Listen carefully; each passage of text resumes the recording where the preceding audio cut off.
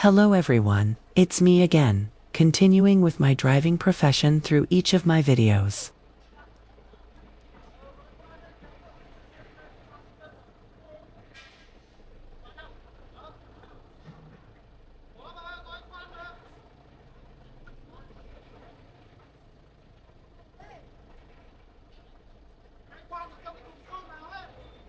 In a rather narrow alley, I carefully maneuvered the dump truck slowly inside.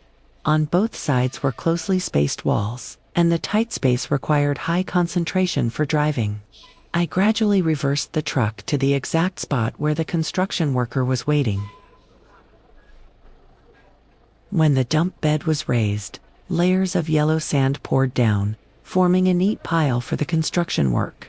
The worker quickly prepared a shovel, hurriedly scooping up the sand, while I remained in the cabin, observing to ensure the unloading was safe and accurate.